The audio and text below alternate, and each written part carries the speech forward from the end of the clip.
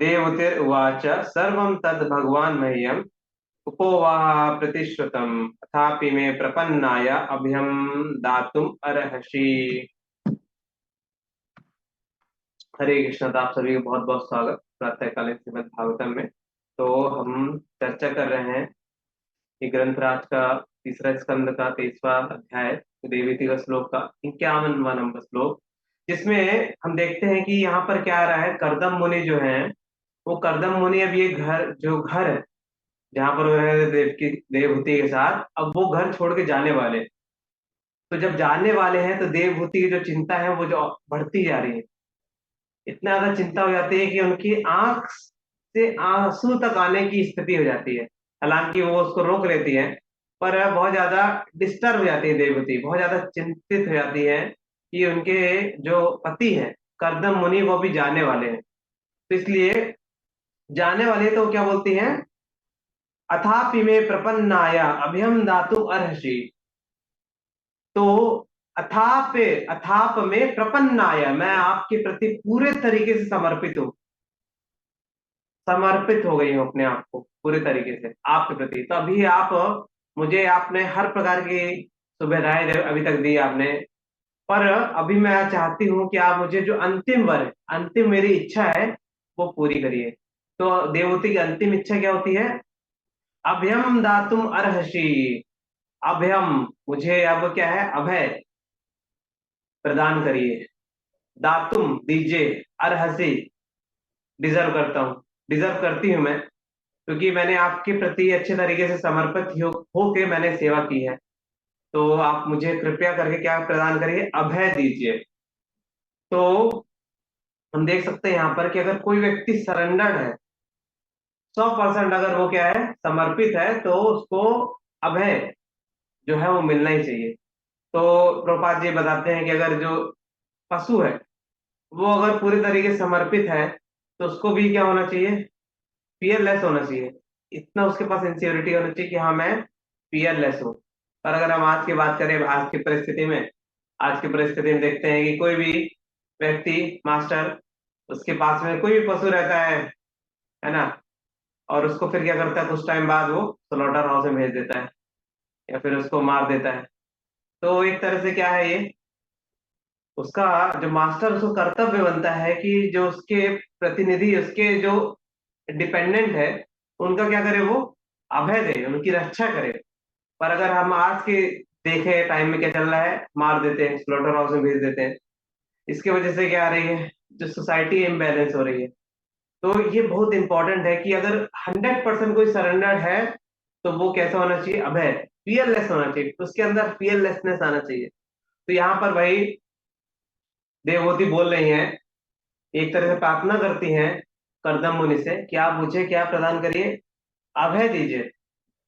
क्योंकि आपने मुझे हर प्रकार की सुविधाएं अभी तक दी है।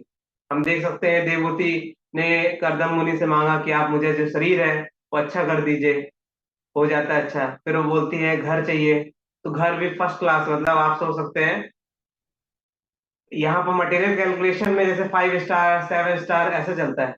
पर अगर हम इस जो घर की बात करें, ये स्टार के बियॉन्ड है, यहाँ पर कैलकुलेट ही नहीं कर सकते। तो ऐसा फैसिलिटीज उनको देते हैं रहने की, दासी रहती है उनके पास, सर्वेंट्स बहुत सारे रहते हैं। तो मटेरियली हम देखते हैं कि देवहूति के पास हर प्रकार की फैसिलिटीज।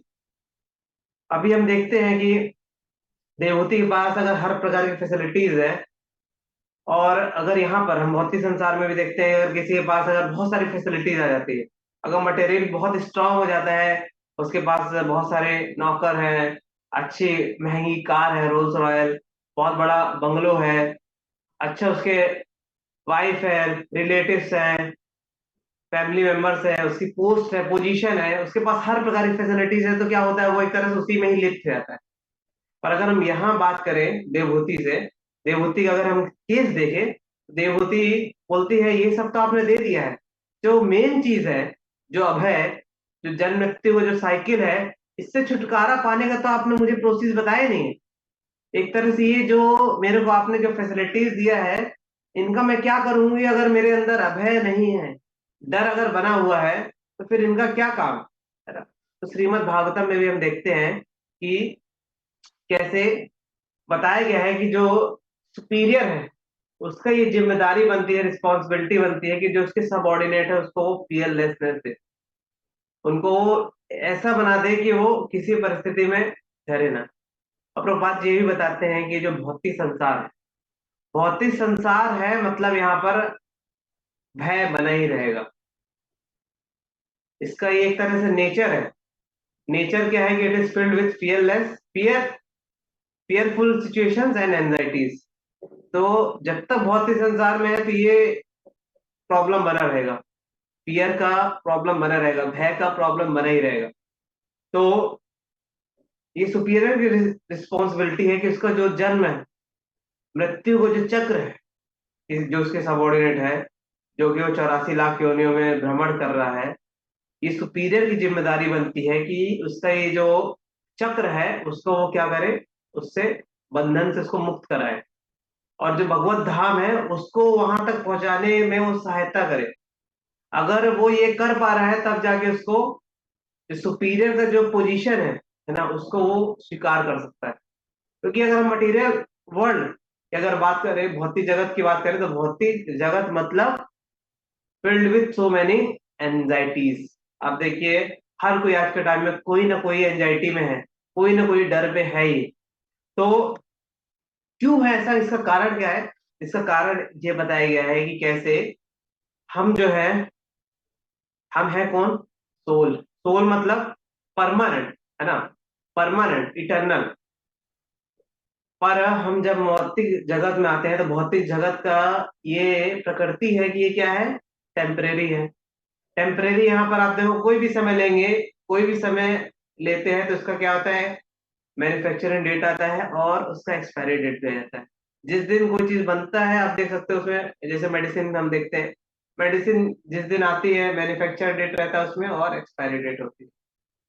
तो आप भौतिक संसार में किसी भी चीज की बात कर लो, उसका एक्सपायरी होना ही होना है, उसका जो एनाहिलेशन है वो होना ही होना है। तो अभी हम क्या करते हैं? हम है सोल, हम है आत्मा, हम है इटर्नल, हम है परमानेंट। और होता क्या है कि अपने आप को शरीर से क्या करते हैं? मान लेते हैं, अपने आप को शरीर मान लेते हैं, पर शरीर क्या है? नष्ट होने वाला है। शरीर नष्ट होने वाला है, हमारा स्वभाव है इटर्निटी का, पर हम अपने आप को मान लिए हैं शरीर। हम अपने आप को भौतिक चीजों से क्या करते हैं? रिलेट करते हैं। तो उससे वजह से क्या होता है? भौतिक चीज जो है वो क्या है? टेम्परेरी है, नष्ट होने वाली है। तो हमारे अंदर भी क्या आ जाता है? डर आ जाता है। डर क्यों आ जाता है? कि हमारा विनाश होगा। क्यों ऐसा होता है? क्योंकि हम अपने आप को, जो हमारा जो आइडेंटिटी है, वो आइडेंटिटी भूल के क्या करते हैं हम? जो भौतिक जगत की जो आइडेंटिटी है उससे हम अपने आप को समझ लेते हैं, उससे अपने आप को रिलेट करते हैं। और क्या होता है? डर आ जाता है। अगर हम देखा जाए तो आत्मा का डर से क्या लेना देना? आत्मा तो अमर है हमेशा, इसका डर से क्या लेना देना? पर प्रॉब्लम क्या जाता है कि अपने आप को क्या करते हैं?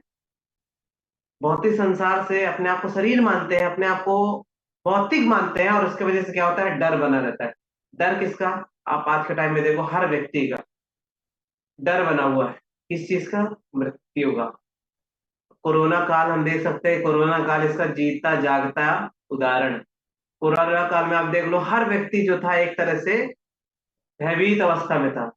भयभीत भयभीत अवस्था था कि मेरी मृत्यु हो सकती है, मेरे को भी मैं भी कोविड पॉजिटिव हूँ, मेरे भी मृत्यु हो सकती है, कभी भी शरीर छोड़ सकता हूँ। ये एक बहुत बड़ा डर आ गया था। उसके पहले तक हम देखा जाए, उसके पहले तक लोगों को बोलते थे तो बोलते थे ठीक है मृत्यु है, पर उतना डर नहीं था।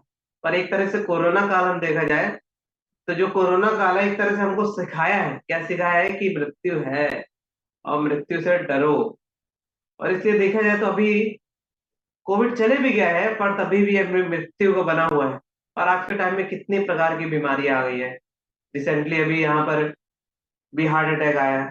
तो आज के टाइम में हार्ट अटैक और तरह तरह की बीमारी आ गई। तो मृत्यु का जो भय है वो बना ही हुआ है।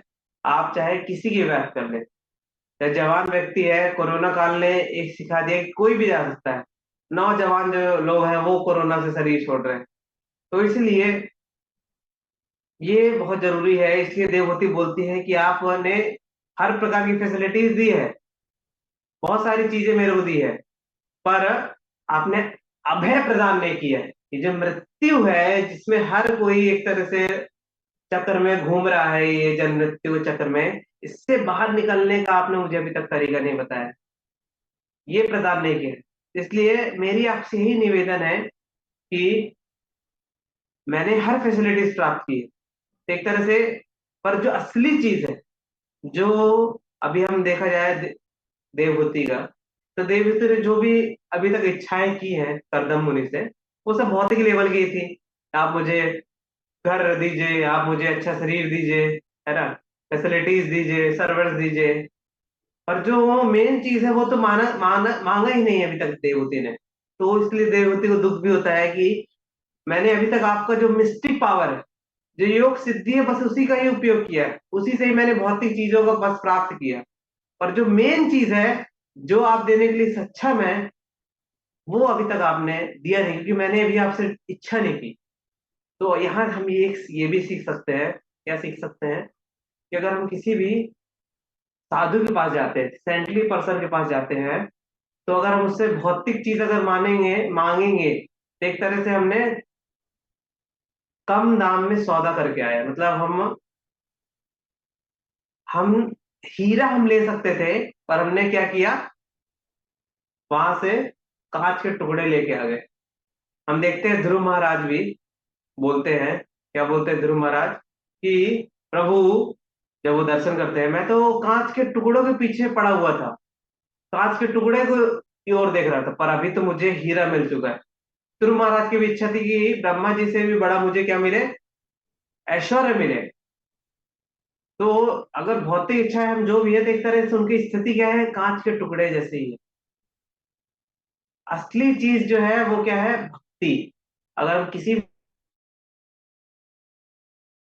मिल भी गए, पर एक तरह से उसका कोई व्यर्थ नहीं है, एक तरह से व्यर्थ में ही चले जाएगा चीजें, उसका कोई मूल्य नहीं है। असली चीज तो वही है कि भक्ति मांगे, क्योंकि भक्ति जो है बहुत रेयर है, बहुत दुर्लभ है, दुर्लभ है मानुष्य जन्म। ये जो भक्ति भी है, ये एक तरह से दुर्लभ मनुष्य शरीर मिला है, और उसमें भी अगर हम भक्ति कर रहे हैं, भक्ति बहुत कम करते हैं, तो भक्ति जो है वो भी बहुत क्या है, दुर्लभ है। इसीलिए अगर हम साधु के पास जा रहे हैं, तो हमें देखना चाहिए कैसे हम बेस्ट यूटिलाइज कर सकते हैं इस एसोसिएशन का। नहीं तो अगर साधु के पास भी जा रहे हैं और उनसे मांग रहे हैं कि अच्छा घर दे दीजिए, अच्छा पति दे दीजिए, अच्छी पत्नी दे दीजिए, अच्छे बच्चे दे दीजिए, तो एक तरह से क्या होगा, हम बेस्ट यूटिलाइज नहीं कर पाएंगे। इसीलिए तो लोग जो है, वो बताया गया भगवत गीता में कि वो लोग कम बुद्धिमान होते हैं जो कि देवताओं के पास जाते हैं, देवी देवताओं के पास, क्योंकि देवी देवताओं जो है वो आपको भक्ति नहीं दे सकते, आपको ये भौतिक चीज ही देते हैं। इसलिए वो अल्प बुद्धिमान बताए गए हैं, कि उनकी जो बुद्धि है वो कम कम है, क्योंकि जो मेन चीज है वो जान नहीं रहे, उसके पीछे जा नहीं रहे। तो ये जो भौतिक संसार है, आप देखो भौतिक संसार में चार चीज जो है वो क्या है, हर जगह, आहार निद्रा भय मैथुन। आहार निद्रा भय, भय यहाँ पर आप देखो बना हुआ है।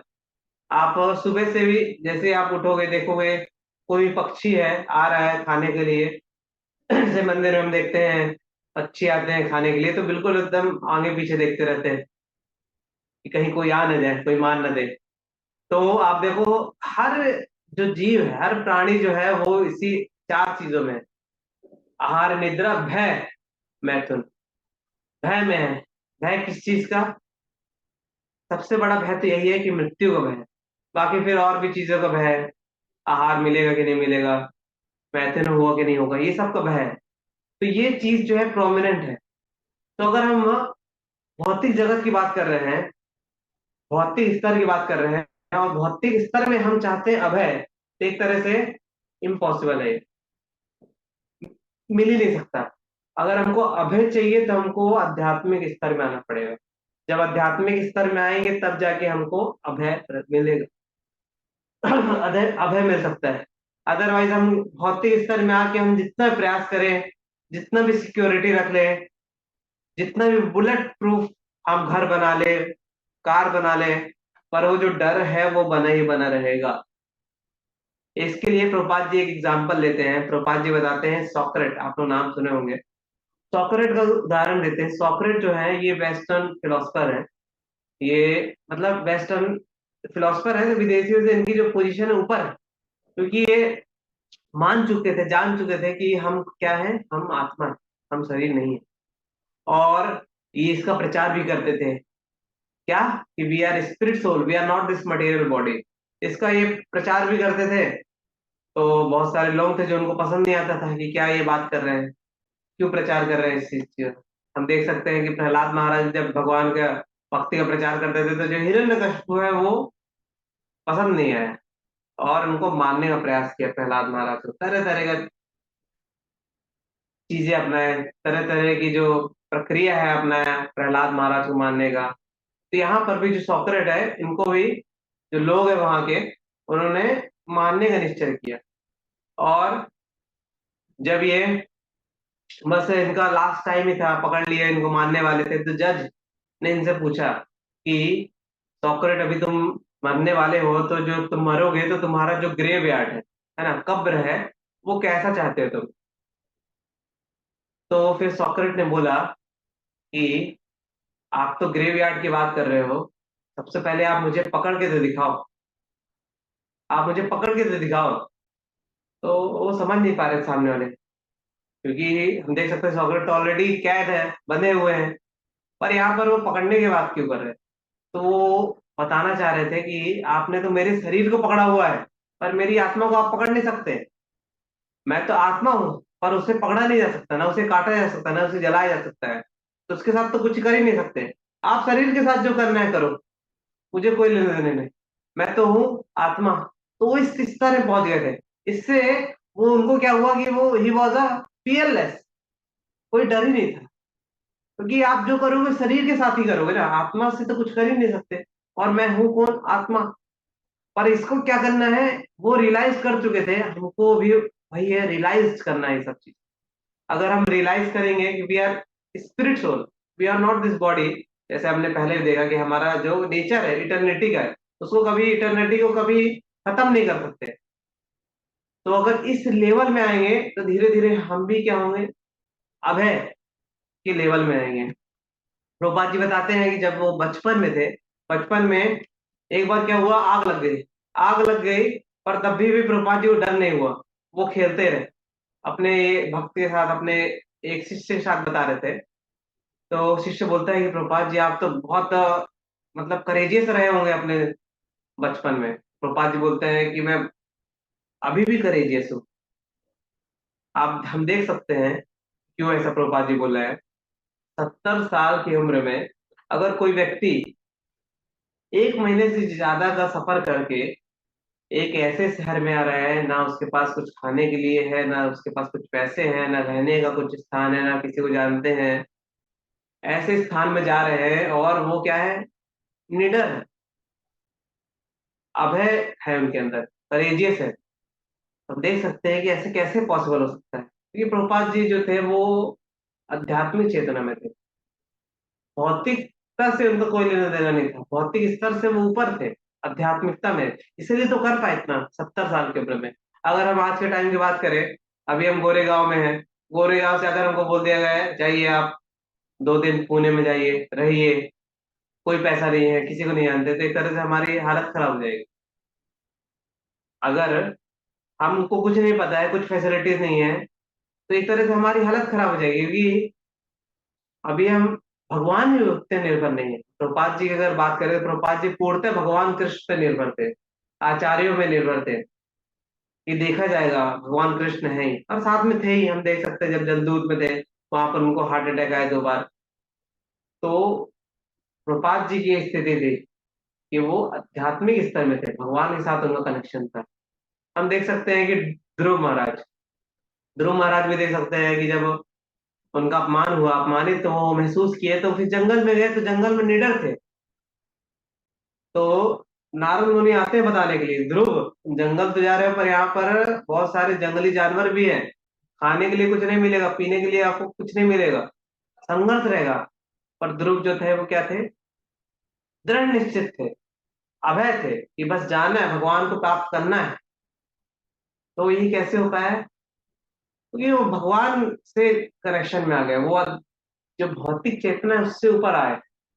हम देख सकते हैं प्रहलाद महाराज, ये कैसे संभव हो सकता है कि उनका खुद का जो पिता है हिरण्यकशिपु, वो उनको इतने सारे तरीके से मारने का प्रयास कर रहा है, पर प्रहलाद को कुछ हो ही नहीं रहा, ना वो भयभीत हो रहे हैं।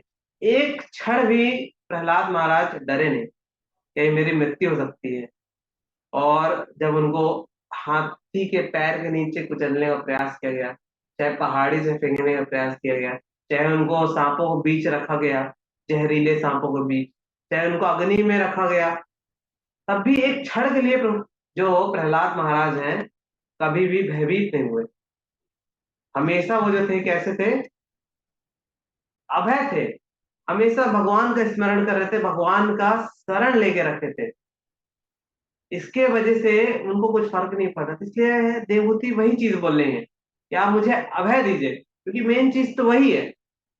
अगर बहुत सारी भौतिक चीजें आ भी गई हमारे पास, पर हमारे अंदर भय बना हुआ है, तो फिर कैसे हम रह पाएंगे। इसीलिए हम देख सकते हैं परीक्षित महाराज को नोटिस पीरियड मिल गया कि 7 दिनों बाद आपका तक्षक जो सांप है उससे काटने से आपकी मृत्यु हो जाएगी। तो परीक्षित महाराज तुरंत निकल गए साधु की खोज में कि कैसे मैं ये जो 7 दिन है कैसे इसको बेस्ट यूटिलाइज कर सकता हूँ। तो कैसे वो अभय हुए, कैसे अभय हुए, क्योंकि हमेशा भगवान का वो क्या किए, श्रवणम किए और कीर्तनम किए और स्मरण किए। हम देखते हैं कि भागवतम के दूसरे स्कंद के पहले अध्याय के 5वें नंबर श्लोक में क्या बताया गया, तस्माद भारत सर्वात्मा भगवान ईश्वर हरि श्रुतव्य से कीर्तव्य से चा स्मृत स्मृतव्य से चा इच्छत अभयम। हमारी इच्छा क्या है, इसमें क्या बताया जा रहा है, इच्छा क्या है, चा इच्छत अभयम, अभय मिले। हमारी इच्छा है अभय मिलने की, अभय हम चाहते हैं, तो उसके लिए क्या करना पड़ेगा, उसके लिए क्या करना पड़ेगा कि श्रोतव्य, सुनना पड़ेगा, श्रोतव्य, सुनना पड़ेगा, और क्या करना पड़ेगा, कीर्तव्य से, कीर्तन करना पड़ेगा भगवान के नामों का, और फिर जाके तब क्या होगा, स्मृतव्य। ये 3 चीज बहुत इंपॉर्टेंट है, श्रोतव्य, कीर्तव्य और स्मृतव्य। ये किसका करना है, भगवान ईश्वर हरि, जो भगवान है, ईश्वर है, हरि है, उनको हमको क्या करना है, क्या करना है, ये 3 चीज करना है। अगर ये 3 चीज करेंगे तो फिर क्या होगा, वन पीयरलेसनेस उसको आसानी से मिलेगा, क्योंकि भगवान के साथ उसका कनेक्शन होगा। हम देख सकते हैं कि अगर एक छोटा बच्चा है, प्रभुपाद जी उदाहरण देते थे, अगर एक छोटा बच्चा है, वो अपने पिता के साथ उसकी उंगली पकड़े हुए, अपने पिता की उंगली पकड़े हुए जा रहा है सड़क में, और कुत्ते को देखता है, और कुत्ता भौंकता है, और वो अपने पिता से थोड़ा दूर हो गया, तो फिर वो क्या, भयभीत हो जाता है, डर जाता है कि बस कैसे मैं अपने पिता के पास पहुंचूं। वही अगर वो अपने पिता के साथ है, साथ में है, और कुत्ता अगर भौंकता भी है, तो वही उसी कुत्ते को वो पैर दिखाता है, क्योंकि अभी क्या, उसको डर नहीं है, जानता है कि मेरे पिता मेरे साथ में है, तो कोई दिक्कत नहीं है, देख लेंगे पीछे जो भी होगा। तो यहाँ से यही सीख सकते हैं कि जब भी हम भगवान की शरण में रहेंगे, तो एक तरह से जो अभय है वो हमको मिलेगा, क्योंकि हमको पता है कि भगवान जो है पूर्ण पुरुषोत्तम है, भगवान जो है वो हमें पूर्ण रक्षा करते हैं। इसीलिए तो हम देख सकते हैं जो भगवान के भक्त होते हैं वो कभी भी डरते नहीं है। प्रभुपाद जी कभी भी डरे नहीं, प्रभुपाद जी के भक्त थे। आप ब्रह्मानंद देखते हैं प्रभु का, ब्रह्मानंद प्रभु जो थे पाकिस्तान में पहुंच गए, पाकिस्तान में पहुंचे तो वहां पर जो आतंकवादी थे पकड़ लिए, पर तभी भी वो डरे नहीं, भगवान का नाम का स्मरण किए और वहां से आगे बच के। इससे बहुत सारे उदाहरण हैं। एक बार गोपाल कृष्ण गोस्वामी महाराज एक ऐसी जगह पहुंच गए थे साउथ अफ्रीका में, जहां पर जो होते ना अ, आदिवासी लोग, वो पकड़ लिए उनको। अब पकड़ लिए तो फिर बड़ी दिक्कत हुई। ये मैं बता रहा हूँ, इंद्रदुम्न स्वामी महाराज बता रहे थे। तो पकड़ लिए तो फिर उसके बाद वो उनका देखें कि अरे हरे हरे कृष्ण वाले हैं ये, क्योंकि पहले ऑलरेडी एक भक्त से उनका इंट्रोडक्शन इंटरेक्शन हो चुका था। उन आदिवासियों का, उनको बहुत अच्छा उनका व्यवहार लगा। तो अभी फिर से उनका हरे कृष्णा वाले डिवोटी से हुआ इंटरेक्शन, तो छोड़ दिए, कुछ फर्क ही नहीं पड़ा। हम देख सकते हैं कि अगर हम भगवान से संपर्क में हैं, भगवान की शरण में हैं और भगवान का हम नाम गा रहे हैं और सुन रहे हैं और स्मरण कर रहे हैं, तो एक तरह से कोई चिंता ही नहीं होती, कुछ फर्क ही नहीं पड़ता। तो ये बहुत जरूरी है। इसके लिए हम देखते हैं कि एक हमारे आचार्य जो हैं गोविंद दास, वो गाते हैं, क्या गाते हैं? भजहु रे मना श्री नंद नंदन, अभय चरणार विंद रे। भजहु रे मन श्री नंद नंदन, अभय चरणार विंद रे। दुर्लभ मानव जन्म सत्संगे, तरहुए भव सिंधुरे। दुर्लभ मानव जन्म सत्संगे, तरहुए भव सिंधुरे। सीतप आतप बात परीक्षण, ये दिन जामिने जागिरे। विफल से विनु कृपण दुर्जन, विफल से विनु कृपण दुर्जन, चापल सुख लब लागिरे। ये धन यौवन पुत्र परिजन, इति के आचे पर तीरे। कमल डल जल जीवन टलमल, भजहु रे भजहु रे हरिपद नीति रे। श्रवण कीर्तन स्मरण बंधन, पाद सेवन दास्य रे।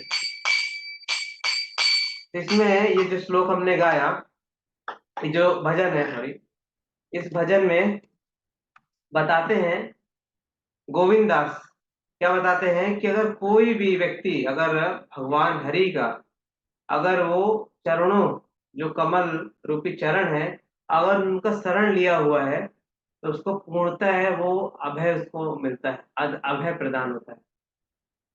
तो भगवान के एक तो है चरणों का आश्रय लेना, मतलब जो उनके भक्त हैं उनका आश्रय लेना, भगवान ने जो उपदेश दिए हुए हैं उनका आश्रय लेना, है ना, भगवत गीता के माध्यम से। और हम यही आज के टाइम में हम देख सकते हैं, भौतिक संसार में हर कोई जो है वो इसी भय में जी रहा है, बहुत सारे एंजाइटी में जी रहा है। इसीलिए हम देख सकते हैं कि जो भगवत गीता है, भगवत गीता में चीजें बताई गई हैं कैसे हम भगवान का जो शरण है ले सकते हैं। भगवान खुद बोलते हैं 18वें अध्याय के में कि कैसे सर्वधर्मान परित्यज्य माम एकम शरणम व्रज, अहम त्वं सर्व पापे विमुक्तिष्यामि मा शुचा। अगर कोई मेरी शरण लेता है तो मुझे पूर्णतः उसको क्या करता है, मां शुचा है, डरो मत, अभय प्रदान करता हूँ।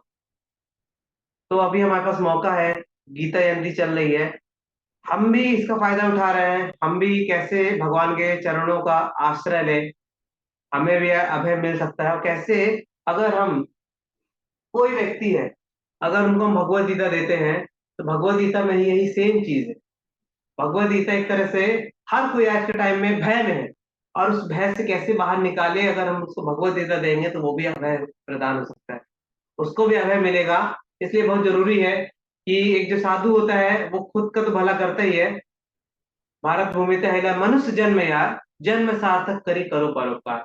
तो वो खुद का तो परोपकार खुद का तो जन्म सार्थक करता ही है, साथ में दूसरे लोगों का भी परोपकार करता है। तो ये हम परोपकार कैसे कर सकते हैं? जो भगवत गीता है, भगवत गीता का प्रचार करेंगे तो सामने वाले को भी अभय मिलेगा, वो भी जो भयभीत स्थिति है उससे बाहर आएगा, और भगवान के जो चरण कमल है उनकी शरण लेगा, और उससे उसको भी जो असली है, असली अभय है, वो उसको मिलेगा। तो ये बहुत जरूरी है कि प्रचार कार्य करें, क्योंकि हम अपना तो सार्थक करें जीवन पर, साथ में दूसरे को भी करें। और इससे करेंगे तो क्या होगा, भगवान की भी कृपा मिलेगी, और भगवान के साथ हमारा जो रिश्ता है और ज्यादा प्रगाढ़ होगा। अब भगवान में प्रिय होंगे। भगवान खुद बोलते हैं कि जो मेरा ये प्रचार कार्य में लगता है भगवद गीता का, उससे ज्यादा प्रिय ना कोई है, ना उससे ज्यादा कोई प्रिय होगा।